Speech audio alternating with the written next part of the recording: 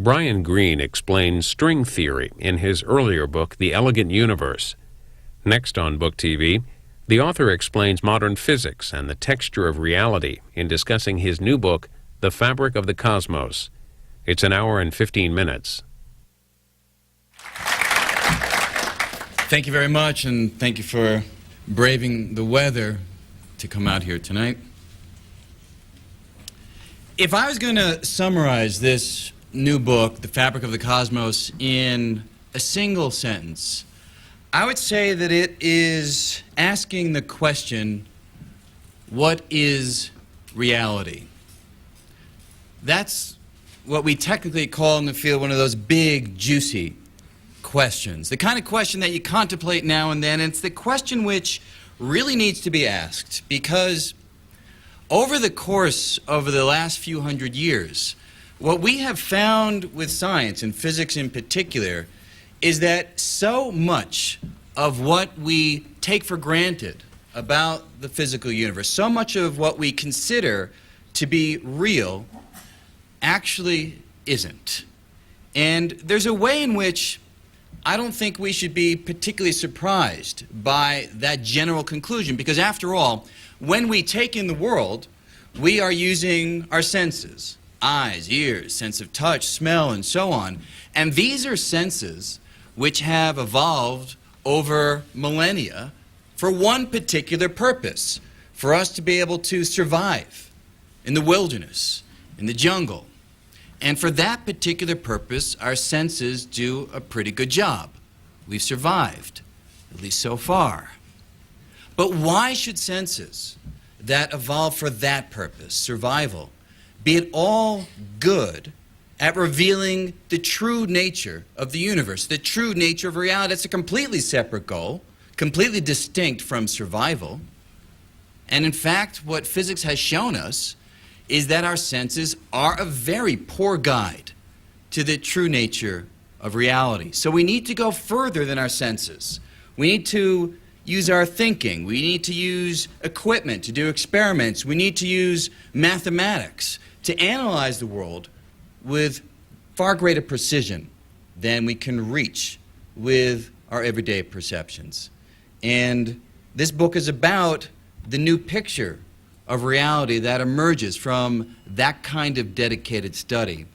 Now, the title, The Fabric of the Cosmos, comes from the fact that there's a parallel story tightly intertwined with this search for the true nature of reality that really goes hand in hand, and that is the search for the true nature of space and the true nature of time.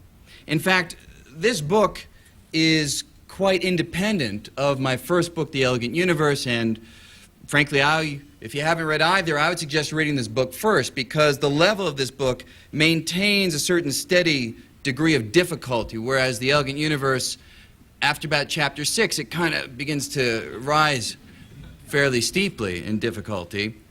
And although they are separate, this book did grow out of the writing of The Fabric of the Elegant Universe, that is, because in The Elegant Universe, it was as if there were these two supporting characters that kept trying to take over the narrative. And the two characters were space and time. But The Elegant Universe was about the search for the unified theory, and I didn't want to dilute that particular story by going down what would be very interesting diversions, but material that would be diversionary from the main message of that particular book. So The Fabric of the Cosmos is the book in which I try to give space and time their due, allow them to take over, to be the central characters, and indeed they giddily do take on that starring role. And again, for this, it shouldn't be too surprising that, everything that we do, everything that we think, everything we experience takes place in some region of space during some interval of time. So if our understanding of space and time change, as they have, as I'll briefly explain in the remarks that follow, then of necessity, our understanding of reality will change, because space and time form the very arena of reality, the fabric of reality, the fabric of the cosmos. So what I'd like to do here is just speak for 40 minutes or so and go through the major upheavals, if you will, in our understanding of reality that have emerged from physics over the last few hundred years. And to start things off, let's begin with what might be called classical reality. This is the reality that Isaac Newton really laid down in the 1600s. And this was a time when things were somewhat simpler, a time when reality was pretty much what you see is what there is. And that's really what Newton was trying to do. He was trying to take everyday experience, be it observations of the moon, the phases of the moon going around the earth, be it fruit falling from a tree, whatever. He was trying to take everyday experiences, things that you could see with the naked eye, and find a framework, a mathematical framework that would be able to describe with precision what people would observe. And he was able to do this. He was able to write down equations. Many of us have studied them. If you take introductory physics, you study Newton's laws.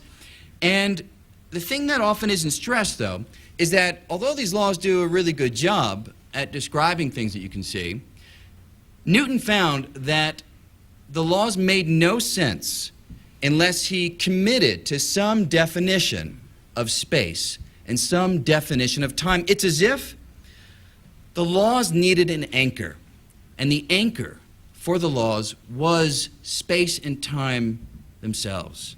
So he rose to the challenge and gave a definition of space and a definition of time. Basically, Newton said, space just is. Time just is. Space, he said, is an eternal, unchanging, static stage in which the events of the universe take place. Time also was universal, absolute, unchanging. Time flows from second to second in equal intervals. It flows equably, he said, irrespective of what you're doing, how fast you're moving, or what's happening in your environment. In essence, space and time were real and absolute. Now, with this choice, this definition of space and time, indeed, Newton's equations made sense. They were borne out by experiment after experiment, but there were people in his age who said that notion of an absolute space and an absolute time just doesn't make any sense. How can you ascribe an absolute existence, Leibniz said, to something that we can't see? I mean, where is space? I can't seem to touch it, I can't clutch it, I can't grasp it, I can't smell it, I can't taste it. And yet Newton wants to found a science of motion on something so beyond our ability to influence or interact with. Similarly, time, totally elusive, totally beyond our ability to interact or affect. Now, this was a reasonable challenge to raise to this articulation of what space and time were, but you know how things work. It is very hard to argue with success. And Newton's equations really did a good job. You could use them to figure out when there'd be a lunar eclipse. It works. A solar eclipse. It worked. In fact, even today, we make use of Newton's equations. And for instance, NASA uses those equations to plot the course of rockets that are going to the moon or to Mars. Now, granted, there have been times when someone at NASA has used the wrong units in calculating things and, missed wherever they were firing a rocket, but that is just a matter of an error of application. It's not the laws. The laws really do a great job, and that silenced the critics.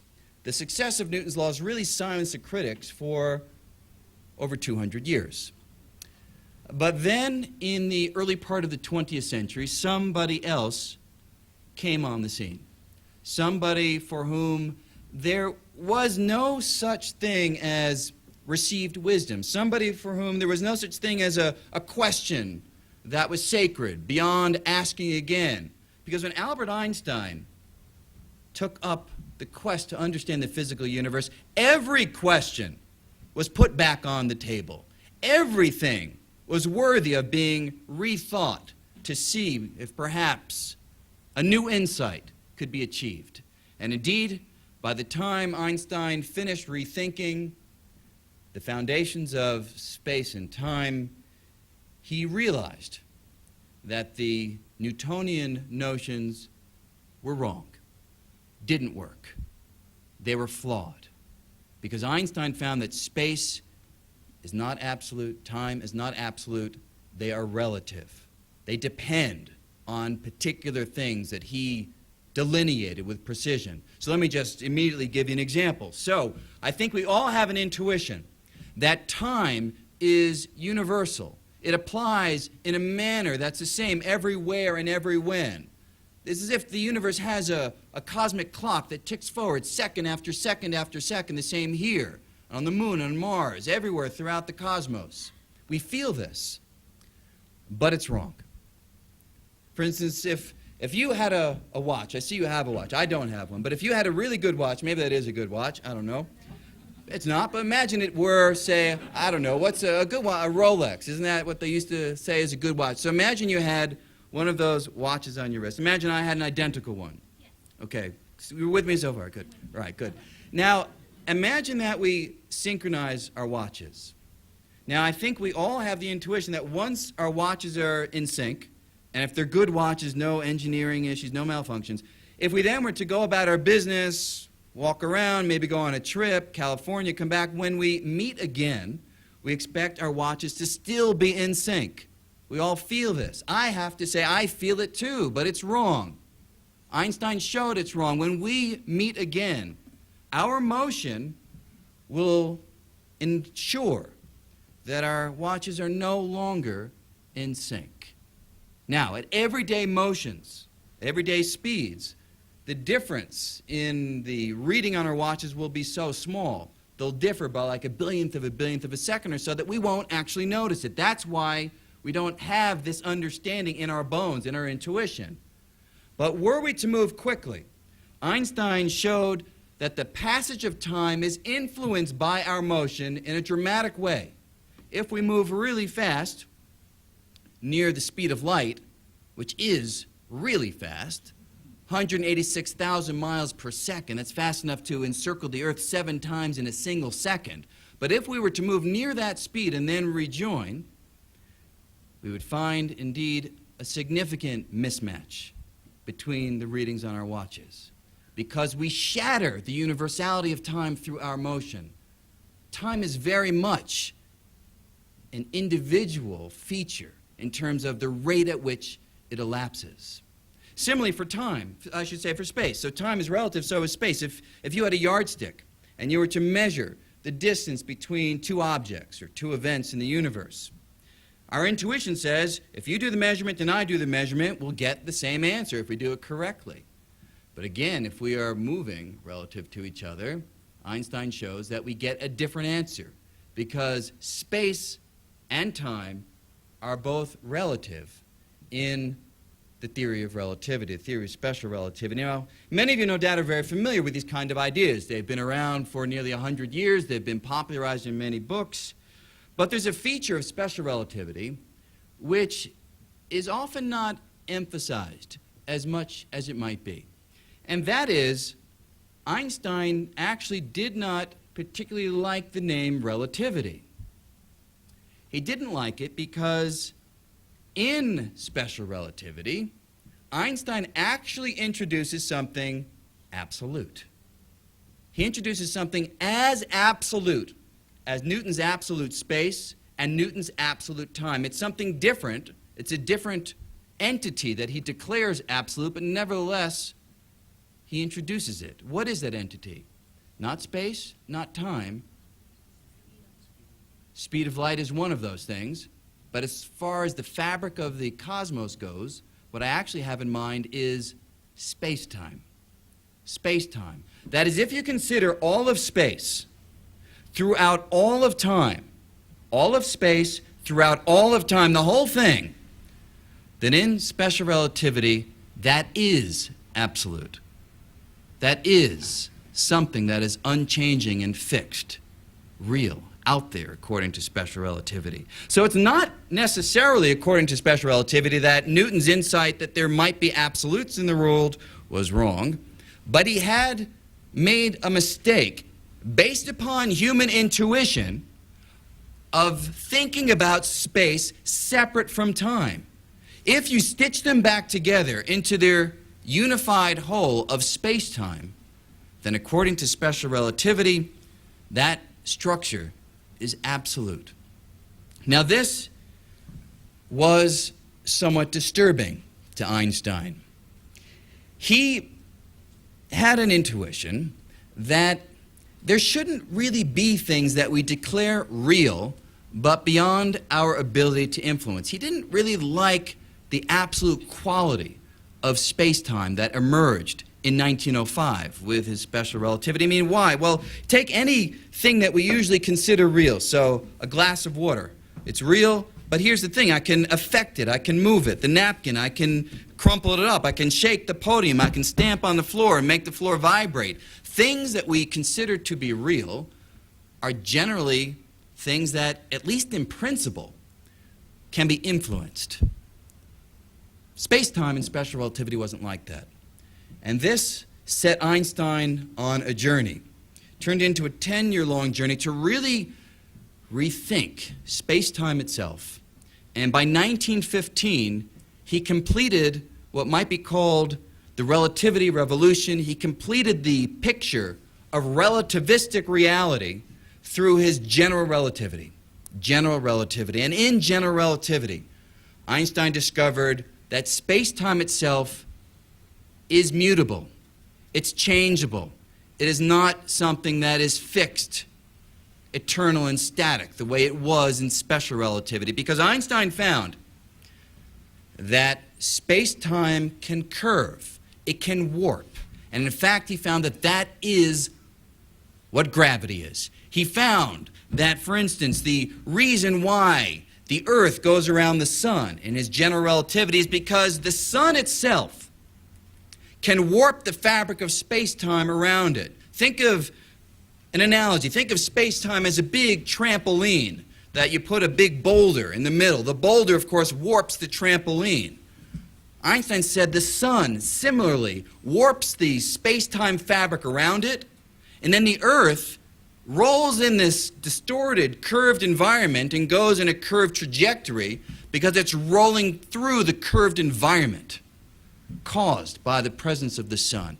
And it's not just out there. I mean, right now, I'm feeling gravity, right? I'm feeling it, the Earth is pulling me down, and I'm feeling the floor pushing up, so I'm feeling gravity on my feet, and, you're feeling gravity somewhere else, and and the reason, according to general relativity, is that the Earth is also warping the environment. It's creating chutes and valleys in space and time. And, for instance, my body wants to slide down one of those chutes, but the floor is getting in the way. And the chair is getting in the way of your desire to slide down a chute in the curved space caused by the Earth's presence. So this is a very interesting new way to think about gravity, and it's also a very interesting new way to think about space-time, because space-time now is mutable. And even, my body and your body, we're all able to influence, to curve space around us. I'm not curving space-time much, and that's why I don't worry about this glass sliding toward me.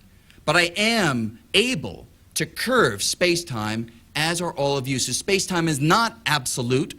It is changeable. It responds to the presence of matter or energy. Space-time participates in the evolution of the cosmos. It is not some fixed background stage. It's part of the evolution itself. So this was where things stood about 1915. And it is a far cry from the image of classical reality that Newton had painted 250 years earlier. But even though this was a big leap in understanding, it truly pales in comparison to the upheaval that was right around the corner. Because 1920s and 1930s, a new theory was developed. A theory to describe the micro realm, the realm of molecules and atoms. And this theory, it's called quantum mechanics, completely shatters previous ways of looking at the universe. Let me just give you a flavor for what quantum mechanics says. So the picture of physics that emerged from Newton or from Einstein was basically this. You tell me how things are today, and I will use the laws of physics to tell you how they will be tomorrow.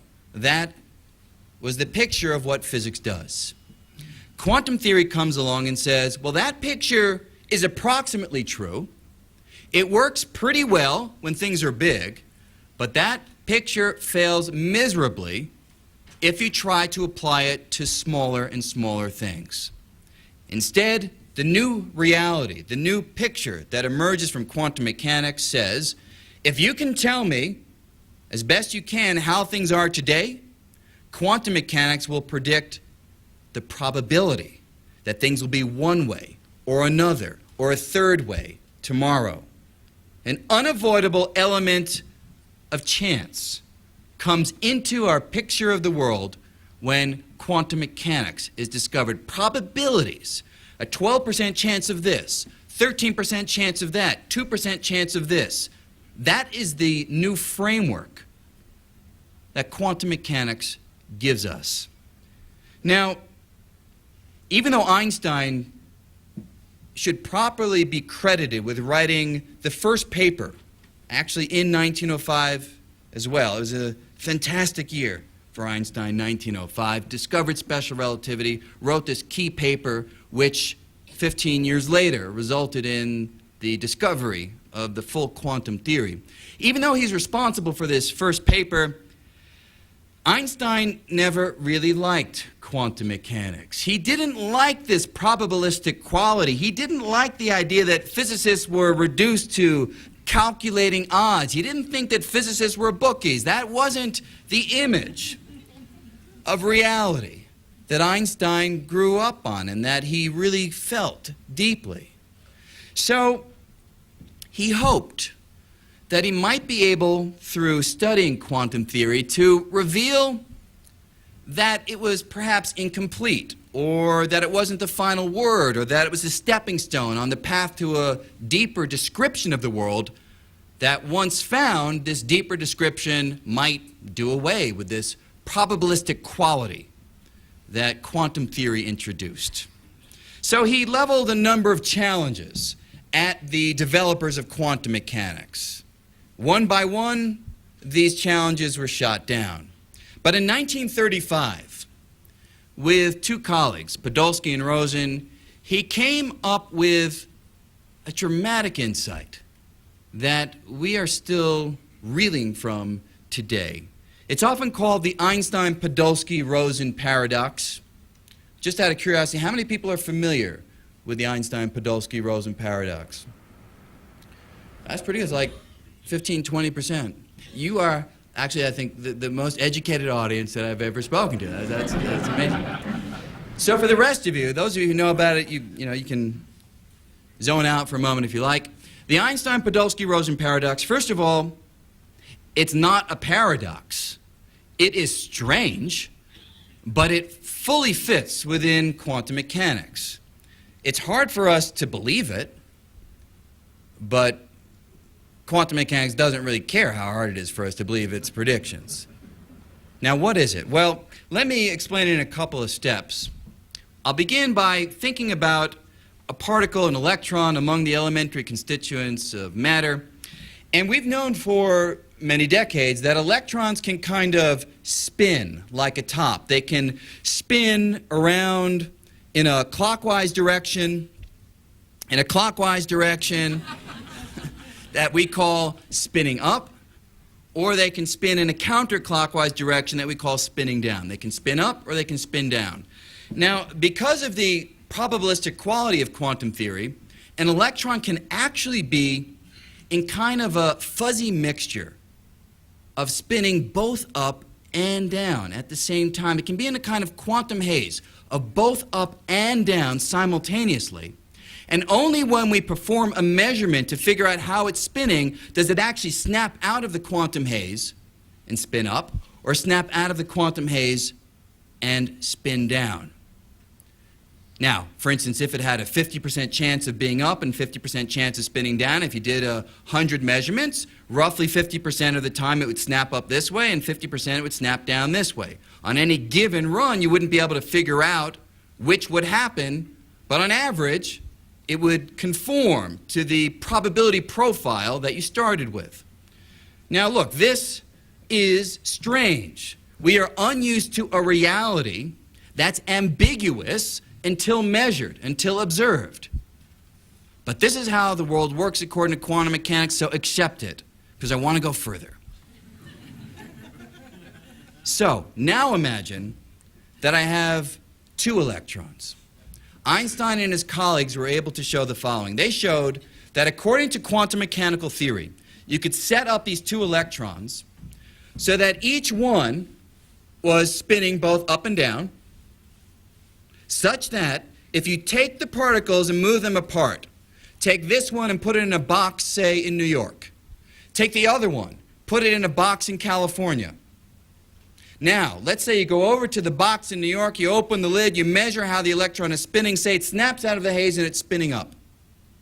According to quantum mechanical theory, at that exact moment, the electron in the box in California will snap out of the haze and spin down. Similarly, if you were to do the experiment the other way, you go over to the electron in California, you measure how it's spinning, you find, say, it snaps out, spinning up. At that moment, according to quantum mechanical theory, the electron in New York will snap out of the haze and spin down. Even though you've done nothing to the one in New York, even though it's thousands of miles away, it will snap out and spin down. Now, Einstein called this spooky. Spooky action at a distance, because you're doing something in one location and it seems to be entwined with, correlated with, in some sense in cahoots with, something happening at a distant location that you're not doing anything to. Now, when Einstein, Podolsky, and Rosen found this implication of quantum mechanical theory, they were kind of excited, because they figured that once the developers of quantum mechanics saw this absolutely ludicrous prediction of quantum mechanics, they would have to agree. Quantum theory must not be the full story. You must be missing something. Now, when the quantum practitioners encountered this result, they did scurry around for a little bit. It was somewhat unexpected. But then they basically said, who knows? Maybe this is how the world really works. Now, how do you determine who's right and who's wrong? Well, you've got to go beyond theorizing. You've got to do the experiment. The thing is, in the 30s and 40s, the technology didn't exist to do the experiment. 50s and 60s didn't exist. In the 70s, it started to exist. By the 80s, you could do the experiment.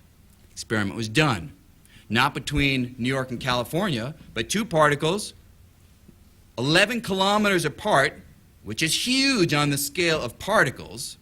Two particles 11 kilometers apart, measure one, snaps up. Indeed, the other snaps out of the haze, spinning down. Measure this one, snaps up. The other fellow, 11 kilometers away, snaps down as well. So, not only did Einstein and his colleagues pinpoint a very bizarre feature of quantum mechanical theory that Einstein thought was truly ludicrous, but 50 years later, the experiments show that this truly is how our world is put together. Now, what are the implications of this Einstein-Podolsky-Rosen effect? There are many. Let me just focus on one that's relevant for the story of space in particular.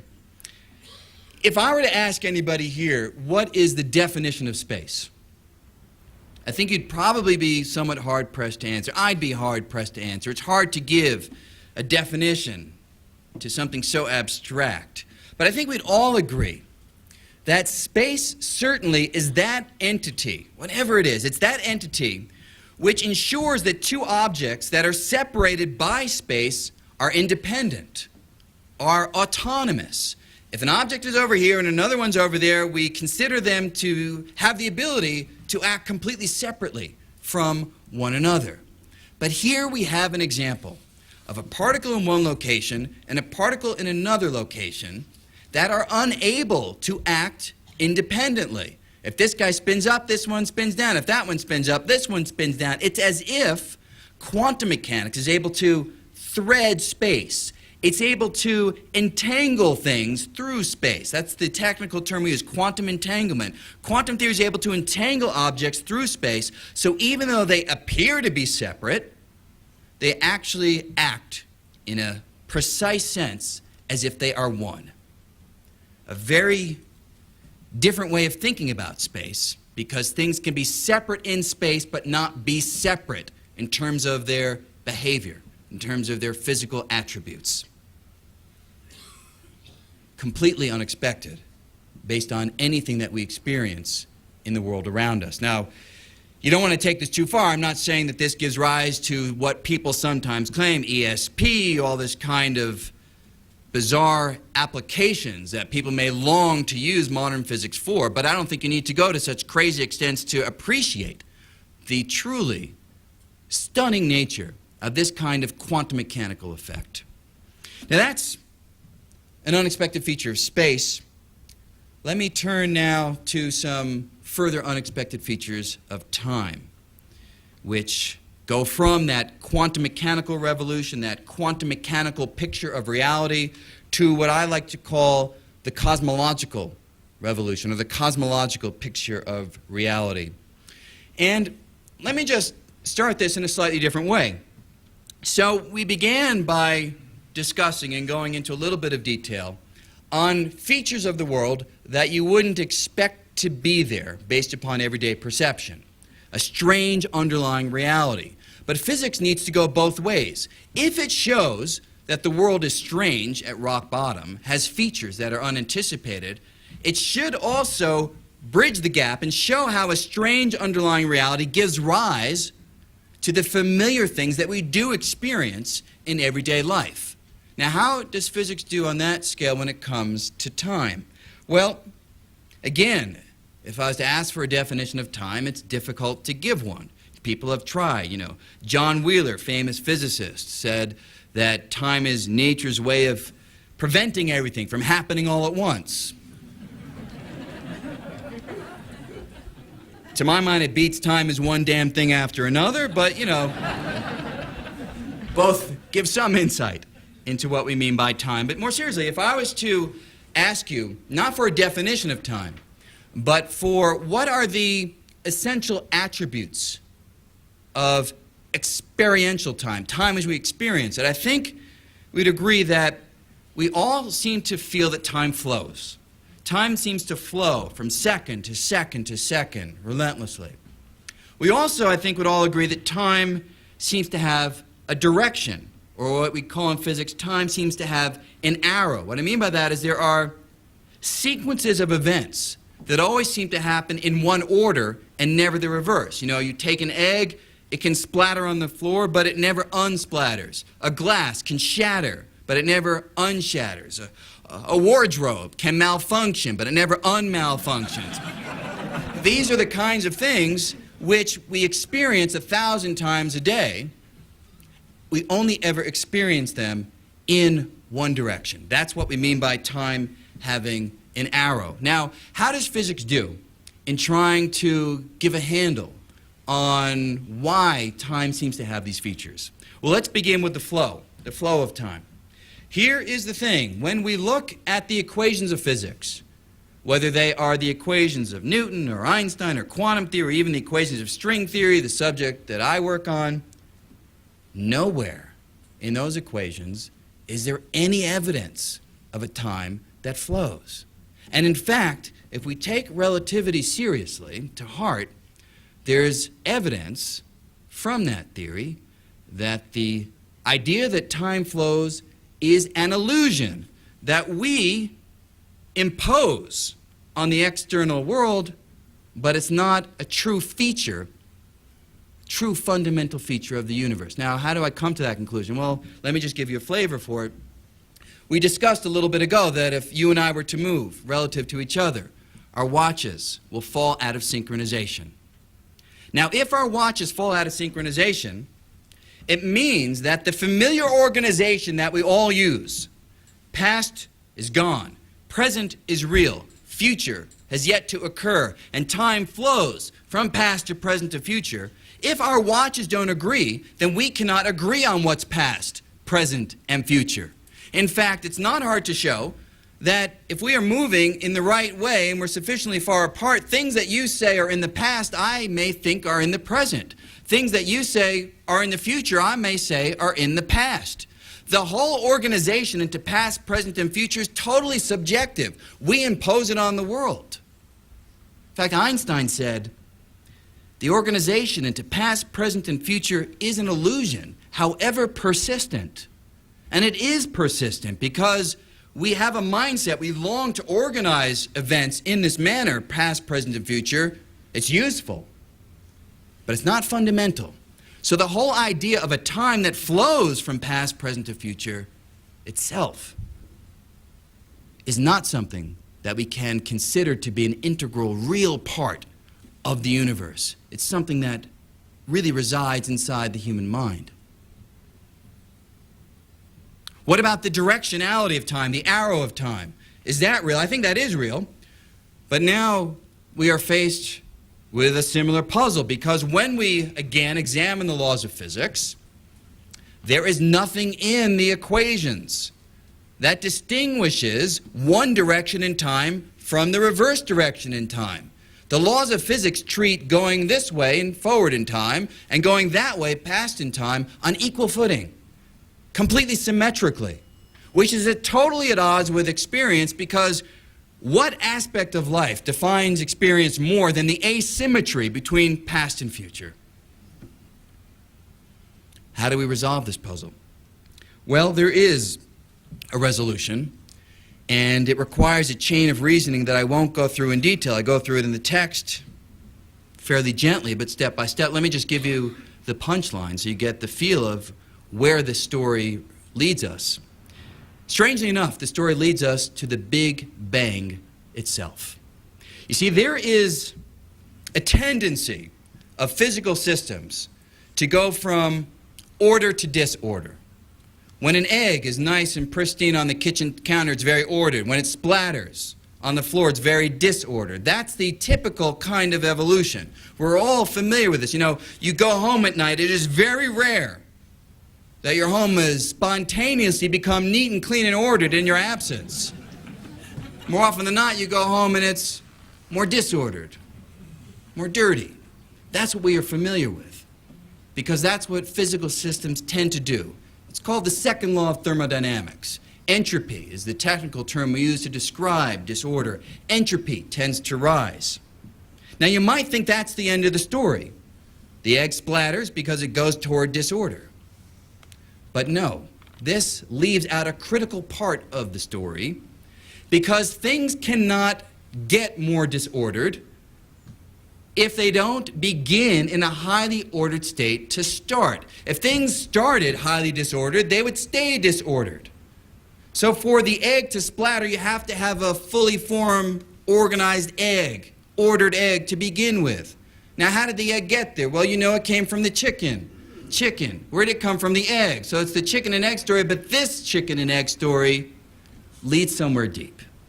Because when we follow order and the dissolution of order into disorder, from the egg to the chicken, we follow it further and further back.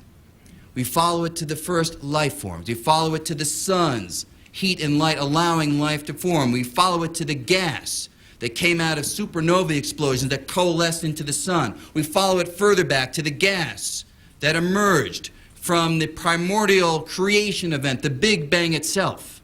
And we learn that the environment, that gas, just after creation, had to have been highly ordered, because were it not ordered, we would not have had the potential to have the drive to ever greater disorder.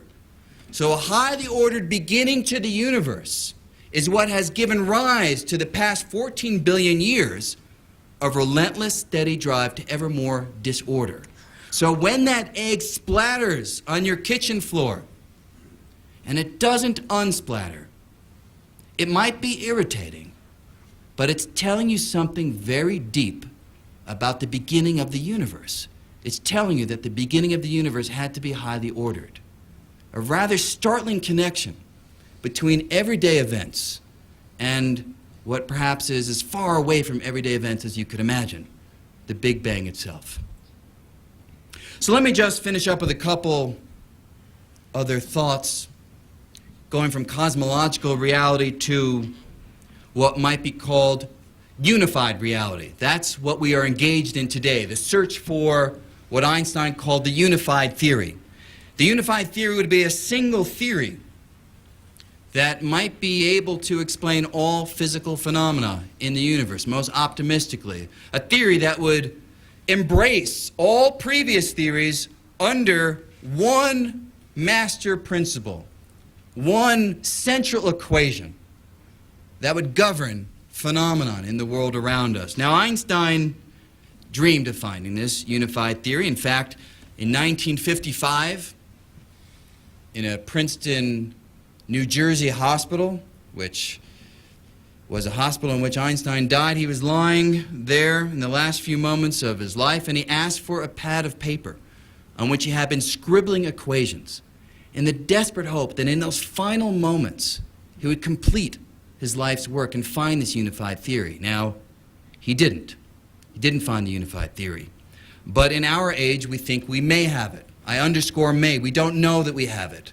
But there is an approach, I mentioned it, called string theory, or superstring theory is a more precise name, and it may well be what Einstein was looking for. Now, I won't go through what string theory is. If you'd like, in the questions, you feel free to ask. But I just want to give one implication of string theory, which takes the story of space-time one step further. And that is this. According to string theory, our universe has more than 3 spatial dimensions. That is, in addition to left, right, back, forth, and up, down, the 3 dimensions that we all know about, we can see them, we move through them freely in day-to-day life. String theory says that there are at least 6 and probably 7 more dimensions beyond those. And look, I'm not meaning sort of like a dimension that's in between left, right, and back, forth. Really, I mean a new direction, independent of the 3 we know about, not some combination of them, a brand new dimension. In fact, 7 brand new dimensions. Now, where are they is a natural question to ask, and there are a couple of answers. Let me just give you the flavor for these answers. Again, I go through it in more detail in the text itself. One possible answer is the extra dimensions are crumpled up really small. That's why we don't see them. What does that mean? Well, imagine you start with a piece of paper, or even a little napkin over here, which has 2 dimensions on its surface. Right now, if I crumple up the napkin, the dimensions are still there, but the smaller I crumple it, the more difficult it is to see. Now, I can't really do it with my hand, but imagine that I crumple this smaller and smaller and smaller. At some point, it'll be so small that you will be hard-pressed to realize that it is there at all. So one suggestion of string theory is that all around us, the extra dimensions are here. They're crumpled up so small that we can't see them with our eyes, and we can't yet see them even with our best equipment. Will we ever be able to see them? Perhaps. Perhaps not. Really depends on exactly how small they are. The other possible reason why we don't see these extra dimensions kind of goes the other part of the spectrum. It suggests that the dimensions might be big, maybe even as big as these, but we don't see them because of the way we see. Let me just give you an analogy for that. So, in this picture, imagine that the entire universe is like a big loaf of bread. And everything that we have thought was the universe amounts to only one slice of bread in this big cosmic loaf. And imagine that light, what we use to see things around us, is trapped on our slice of bread. The light can freely move on our slice, on what we call our membrane, but it can't get off of our membrane, allowing us to see in the other directions, allowing us to see the other slices in the cosmic loaf. So the dimensions might be right here, but we can't see them because of the forces that we use to access the universe. Now, as you see, this is an amazing journey from Newton's original conception. Absolute space, absolute time, fixed and unchanging. Einstein comes along, 1905, shows that space and time are not absolute.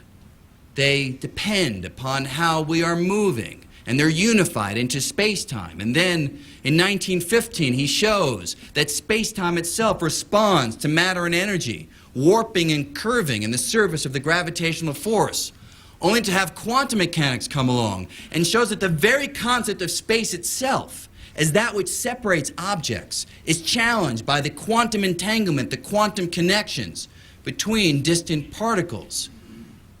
Cosmological ideas come along to suggest that the features of time as we experience of them can only be explained by looking at the Big Bang itself. And then string theory comes along and suggests that even the very number of dimensions is not what we have thought for thousands of years. It's an amazing journey. Now, of course, I'll finish with one thought.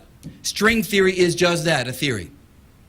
For us to really take in these cutting-edge ideas more fully, we have to prove it. We have to find experimental vindication of the theory.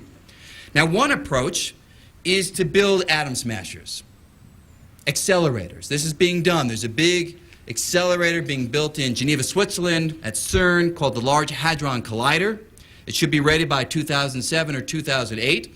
And through high-energy collisions between particles that go around a tunnel in opposite directions and every so often are brought together in these high-energy head-on collisions, in the debris from those collisions, we hope that we may be able to see subtle remnants, or maybe not so subtle remnants, of the physics of string theory. That's one approach. May work. I hope it works. Another approach is one that I'm working on, a number of people around the world are working on, and it approaches the problem in a completely different way. So let me just finish with this idea. I'll start with an analogy. Imagine I had a little balloon, and I have a really fine pen, and I write a tiny little message on the balloon, so tiny that you can't see it. If I now blow air into the balloon and cause the surface of the balloon to expand, the message that I wrote will get stretched out. It'll become much more easy for you to see. Take that idea and perhaps imagine it applying to the universe in the following way. Just after the Big Bang, the universe was very small. Strings are also very small, and through their vibrations, these strings could have left imprints on the environment of the young universe. Now, the imprints were so small and the universe was so small that nobody could see it, and there's nobody around to see it anyway. But then through 14 billion years of cosmic expansion, space stretched. And just as the stretching of the surface of the balloon makes my little scribbled message stretch out, making it much more easy to see, as space stretches, the little imprints of string theory may well be stretched across the sky. So it may be that the data showing that string theory is true is already out there. All we need to do is receive the light from, the technical term is the microwave background radiation. Tiny temperature variations in that microwave background radiation may in fact be the signature of string theory written clear across the sky. All we have to do is learn how to read the message. And if this program is successful, I absolutely consider it a long shot, but if it is successful, well, to my mind, there would be nothing more poetic. There would be no outcome more graceful, no unification that would be more complete than for us to confirm our theories of the ultra-microscopic makeup of space, time, and matter by turning giant telescopes skyward and gazing at the stars. That would be an amazing finale to this chapter in human exploration. Thank you very much.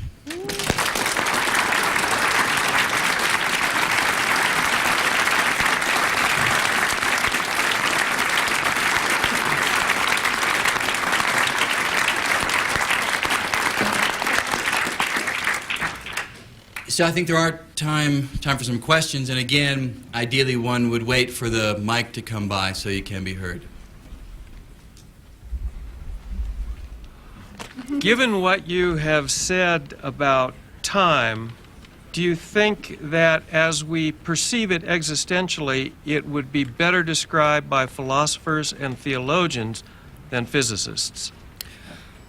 Did everybody hear the question? Given what we have learned about time, would it perhaps be better described by philosophers and theologians as opposed to physicists? I guess it all depends on what the philosophers and theologians would say. And I'm not exactly sure what they would say. But I would say this. I think that what physics does is it lays out the bare bones essentials of the structure of space and time. And I think philosophers and theologians often will take in the bare bones essentials and try to perhaps describe what it should mean to everyday life, what it should mean to everyday reality, what it should mean to the way you think of how you fit in to the grand scheme of things. And from that point of view, those kinds of contributions are absolutely invaluable. But I think physics, perhaps, is the field best suited to get at the rock-bottom structure of space and time. In fact, I didn't talk about it in my remarks, but one of our goals is to go beyond, way beyond anything that I've described here. Again, I go through this in the text, but let me just say it in a couple of words. You know, we think that space-time may itself not be fundamental. And what I mean by that is, if you look at this water, you got water, everybody knows what water looks like. We know what it tastes like. It's transparent. We know it's a viscous liquid. But we also know that this liquid water is not fundamental. It's made up of H2O molecules. They are more fundamental than this macroscopic thing that we call liquid water. Now, if I had a little H2O molecule sitting on the top of the podium right here, it would bear no obvious relationship to this glass of water. An H2O molecule don't look like that. But yet, if you have enough H2O molecules and they combine in the right way, it does yield liquid water. We think that space-time may be the same. Space-time has certain features that we are familiar with and that we've uncovered through physics. Nevertheless, we think that space-time itself may be made up of, quote, atoms of space-time, the analog of H2O molecules for water. And if we could find out what those atoms of space-time are, I suspect they will bear very little resemblance to space-time as we experience it, even with the insights that we've gotten from physics so far. But enough of those atoms of space-time come together, and it yields the familiar notion of space and time that we experience. If we can delineate what the constituents of space-time are, maybe it's strings, that's a suggestion, I don't know. When we have the candidate, and we can establish that that candidate is the constituent of space-time, that, I think, will be the next real revolution in physics. I was going over with my teens the other night and saying to them, as you said in the book, memories that we have of something that we did that we enjoyed, we are presently experiencing that right now back in space-time somewhere. So we're having those times and enjoying them as we speak. And that's something that we can get our minds around because we've already done it. But you said just as logically, our future, that the future exists, and therefore President Kerry is musing President Kerry is somewhere musing back on the 8 years of his administration. Brian Greene is musing on his book going to the #1 slot in the bestseller list. But that's harder to get our minds around. Where is the Brian Greene who's musing on that somewhere in the future? Where is he? Yeah. So, in short, the question is, why are our minds such that we remember the past and not the future? In short, I think that basically summarizes it. Why do we have epistemic access, knowledge access to the past, but we don't have the same kind of knowledge access to the future? It is a tough question because, as I describe in the book and as I briefly described here, according to these relativistic ideas in the manner that I described, there is no special distinction between future and past. It kind of is all there. So why do our minds seem to place more emphasis, far more emphasis, on the past as opposed to the future? I think the answer, and this is not something that we really have the full answer to necessarily, but I think the answer is essentially the same one that I gave when trying to describe why the egg splatters and it doesn't unsplatter, why glasses shatter and don't unshatter. The idea is basically this: we don't really know how the mind works. But if the mind works like a computer, let's just take that as a working model, just so that we have something that we can really think about. Computers have been studied in terms of the way that they acquire memories, the memory that a computer has.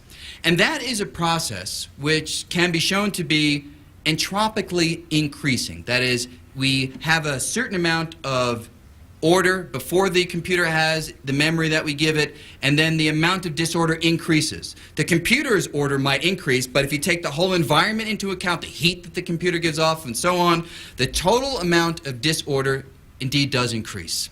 So for the same reason that there is this relentless drive from order to disorder, this thing in our head, if it acts like a computer, may also be going along that same direction of time. So this thing may remember the past by virtue of the distinction between order and disorder that comes into play with familiar things like the egg and the glass. I think that's the best answer that we can give so far. But I agree that it definitely is puzzling.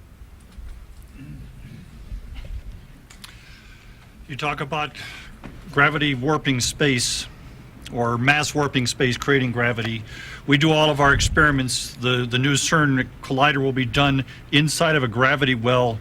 It may not be as high a gravity as if it were done on the surface of the sun, but nevertheless, does gravity have any influence on those experiments? Do we need to go out someplace into a microgravity environment to really get answers? Yeah, so does gravity have an effect on the experiments that will be done at CERN and other atom smashers? No, it hardly does. Because indeed you might think that there is, the Earth's gravity, it would matter. For the little particles, say protons, that are being sent around the tunnel, gravity has almost no influence. These particles have such tiny mass that gravity hardly comes into play. Even if you did this experiment with the accelerator on the sun, again, gravity would not have a substantive impact on things. However, when the particles collide, their energies may be so high that they can begin to create gravity, if you will, in a way that may benefit the experiments. Let me explain why. So, remember I told you about that way of thinking about the extra dimensions where our universe is just one slice in the big loaf. And I said that we don't know about the other slices because light doesn't get off of our slice, doesn't allow us to see what's out there. It turns out in string theory, even though light can't get off our slice, gravity can. Gravity can. So that sets up the following interesting experiment. Take these protons in this atom smasher, slam them together. Slam them together at high enough energy that little particles of gravity, we call them gravitons, can be produced. They have the ability to seep off of our dimensions into the other dimensions.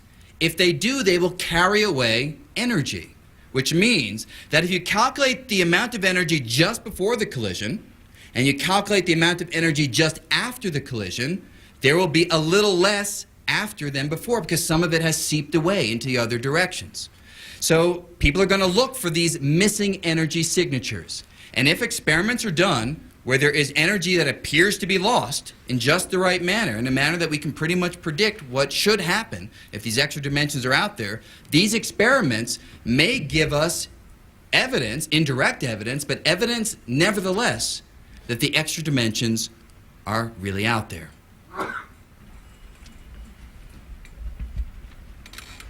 Yes, two questions, but you can answer one.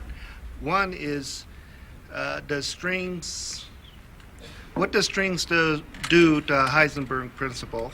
And the other is, would life be a dimension within the dimensions of string?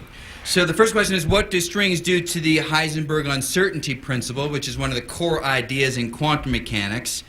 And the Heisenberg uncertainty principle survives into string theory in a manner that's pretty much unchanged, because string theory takes over quantum mechanics without really changing it.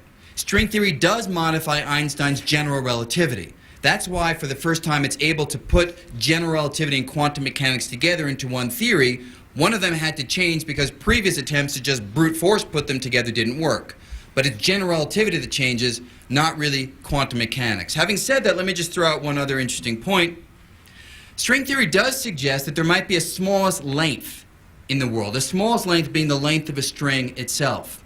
According to Heisenberg, however, if you pump enough energy into a particle, it can probe ever shorter distances. The higher the energy, the less uncertain, if you will, its position is. String theory does say there may be a limit to that. The limit may be when the energies get so high, in essence, that the strings or particles effectively become black holes. Now, the second question was, could life be thought of as one of the other dimensions? Am I phrasing it correctly? And in brief, no. So these other dimensions really should be thought of as far less exotic than something like life. And I've got this quote, some people, maybe the extra dimensions are, love, happiness, and it's an interesting thought. Maybe it's true. I don't think it is. But according to the way we describe these dimensions in string theory, they're not that exotic. They're really just like these dimensions that we see all around us. The only difference, perhaps, in the crumpled up version is that they're very small. So that if a little microscopic ant to walk in one of these extra dimensions that way, it would return to its starting point really quickly. But other than that feature of how big the dimension is, its fundamental qualities would be essentially the same as the dimensions that we know about.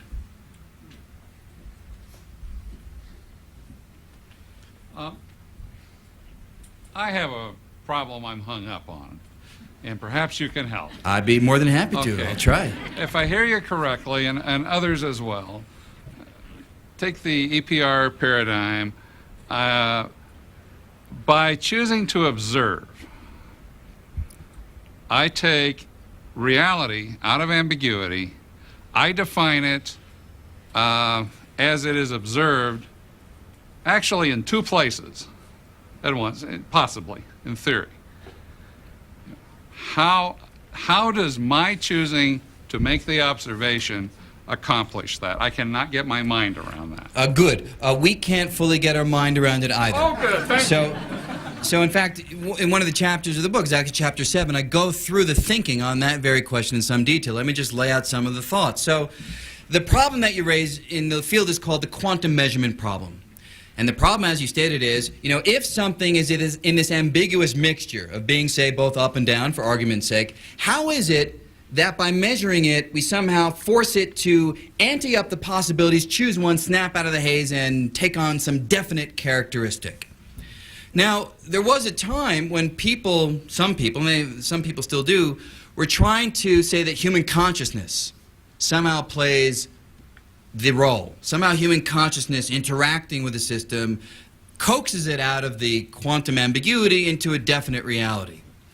That suggestion to me makes no sense, right? I mean, how could it possibly be that we are so special, that human consciousness plays such a deep role in the universe? I mean, if a cat or a mouse or an amoeba or a computer were to do the measurement, I think it's pretty clear that the spin would snap out of the haze as well. Now, it's hard to prove that. I mean, if the computer does the measurement, somebody could argue that the computer's dial is in a mixture of up, down, and only when you look at the dial does it snap out and choose up or down. So epistemic questions are very hard to argue definitively, but clearly that idea is nuts. I mean, could it be the case? Could it be the case that the universe was itself in this quantum haze, quantum ambiguity, until little planet Earth formed, until human creatures started to walk on the surface of planet Earth, and they looked out and all of the universe said, oh, I better commit to being one way or another. So that suggestion I don't think really works. What does work? Well, I think the closest thing is this. It's not human consciousness. It's not humans at all. It's simply environmental interaction is able to coax this change in a quantum system. You see, when quantum mechanics was developed in the 20s and 30s, they made a simplifying assumption which is very important for the development of the field. They assumed that you could have an isolated physical system that had no interaction with the environment. It made the analysis much more tractable, and that was important. People could make headway. But now, many years later, we recognize that that simplification needs to be relaxed because there is no such thing as a completely independent physical system. Even a dust particle floating in the deep darkness of empty space, which is the emptiest that you could imagine. That particle is always hit, impinged upon by photons in the microwave background radiation. Even it is not isolated. And you can do calculations which strongly suggest that this environmental influence is able to, we haven't dotted all the I's and crossed all the T's, but is able to cause a quantum system to change from this fuzzy mixture into one outcome. Now, from that point of view, once this story is fully written, which I hope it will be done soon, in fact, some scientists claim they have written it. It's a state of controversy right now to some extent. But that would be great because it won't be anything special about the human measurer or human consciousness. We will simply be one element of the environment that can interact with the system, as can other elements in the environment.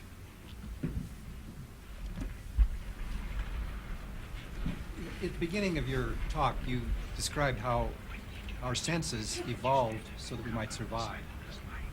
And our brains also evolved that we might survive. Why should we trust our thoughts and our mathematics to give us the real picture of reality any more than our naive intuitions? Yeah, so why should we trust our brains to give us any true insight into the world because they evolved just as our senses did? Well, you got two choices. You cannot trust your brain and your thoughts, and you can kind of give up. And that's one possibility. There are people who do that. The other possibility, to me, is just more interesting. Let's assume that our brains can give us some insight. And let's assume that when our brain analyzes some data and comes up with a theory, and then we do some calculations with the theory and make predictions, if the predictions are borne out by independent experiments, certainly the experiments are filtered through the brain and so on and so forth. We can't ever get away from that. But if our calculations agree with what's out there, it gives us hope that this second approach is not foolhardy. I mean, in quantum mechanics, let me just give you an example. You know, I had a colleague at Cornell when I was there, Tom Kenosha, a great calculator using quantum mechanical theory. He would do like 1,000-page calculations of properties of the magnetic properties of electrons and muons. I've seen these calculations. He showed me them. So he does these huge calculations, and after many, many, many pages, comes to an answer for a number of how the magnetic property of an electron should be. It's like a 10-digit number, 2 point blah, all these digits. People then go out and measure the magnetic properties of an electron, and the answer that they get agrees with the answer that he calculated to 10 decimal places, to 1 part in 10 billion. When a calculation is able to describe the world with such fidelity, with such precision, it really gives us firm belief that we are closing in on truth. So we validate with our naive intuitions what our evolved thinking has told us. We validate with precise experiments what our thinking has led us to. Yeah.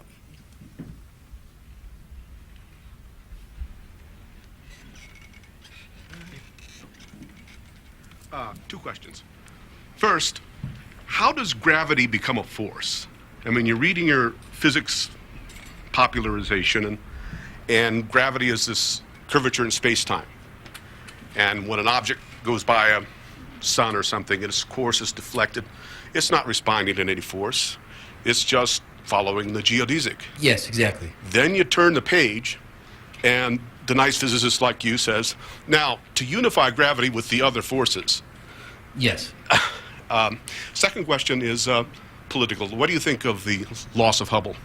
What do I think about the laws of Hubble? So let me deal with the first one first. So what do we mean by gravity being a force? Well, when we talk about a force, we talk about anything that has the ability to influence something's motion. So the electromagnetic force, we know with magnets. You can influence something's motion with a magnet. When we talk about the nuclear forces, again, they can influence motion as well. So when we talk about gravity as a force, we're talking in that same spirit that gravity can cause an object to move one way or another. Now, absolutely, the language that we now use for how that force is communicated is curvature in space and time. So as you say, objects will go along the shortest possible paths in space-time. That motion is being affected by gravity. that motion is being influenced by the curvature in space-time, which is gravity. So it's really just a semantic question. When we talk about force, if it involves the ability to affect motion, then we use that term force. Now, for the second question, what do I think about the potential loss of Hubble? I think it's absolutely devastating. Hubble has given us some of the most precise astronomical observations that have allowed cosmology, the field of study of how the universe began and how it has evolved. That field has transformed in the last decade from a very imprecise science to a very precise one that is founded on the data that Hubble and other Earth and satellite-borne telescopes have been able to receive from space.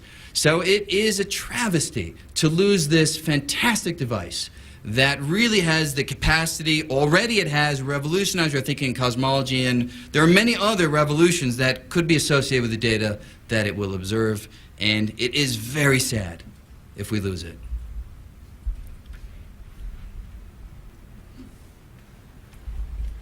Assuming that strings are the foundation of everything and that a string's resonance determines its whether it becomes a positron or electron. Is it okay to think of resonance also in terms of, say, frequency? And if resonance, I read somewhere, I don't know whether it was Walensky or Dana Zohar, mentioned that strings may actually have preferences for references or for resonance. Is that true, and have you discovered anything about that? Yeah, so when we talk about strings and how they give rise to particle properties, indeed it is the vibrational pattern that matters. So an electron in this description is a string vibrating in one pattern, and that pattern has a certain number of wavelets in it, it has a certain frequency, a certain amplitude, and a string vibrating in a different pattern would correspond, say, to a quark or a different kind of particle. So it is the case that we use the same language that we use when we're talking about, say, the vibrations of a violin string. You know, the frequency determines the musical note when it comes to that kind of string. The frequency of vibration for a string determines the kind of particle. And there is, if you will, a preference for certain kinds of vibrations. You know, it's like when you're in the shower. You know, you hit the right note, all of a sudden it resonates all around you. So it wants to vibrate at a certain frequency. We can calculate the kinds of vibrational frequencies that strings will naturally go toward. And those calculations are hard in realistic scenarios, and we are trying to refine the calculational techniques, because if we could calculate how strings vibrate, we should be able to calculate from first principles the properties of particles that have been measured over the course of decades, but their properties now are just features of the world that go unexplained. If string theory could calculate the correct vibrational patterns, it might be able to explain these particle properties. And it turns out that these particle properties are absolutely critical to the way the universe is in the world around us. I mean, stars rely upon nuclear processes, which demand delicate interrelationships between the particle properties. So if we could explain the particle properties, we might explain why there are stars, we might explain why there are planets, and in that way we might explain why there are people. So there's a chance, using string theory, this is one of its goals, that we might do a calculation that ultimately will tell us why the universe is as it is. That would be a stunning achievement. I think we have time for one more question. So whoever wants to jump in, I'll just leave it to the most aggressive questioner. Can I jump in on Sure. one? Is there anything in cosmology that covers the possibility when you get to a virtually infinite entropy that the arrow of time is going to go back the other direction? So there was a suggestion actually by Stephen Hawking many years ago that if, for instance, the universe were to expand for a while and then reach a maximum size and start to contract, he suggested that the arrow of time might reverse. But he then realized that he had made an error in his calculation, retracted that, and basically there has been nothing ever since that suggests in any way that the arrow of time would ever reverse. So it seems to be an arrow that has its tail firmly rooted in the Big Bang and will just keep on going into what we conventionally call the future, regardless of how the universe evolves beyond the form that we currently see. I think we have to wrap it up there, so thank you very much.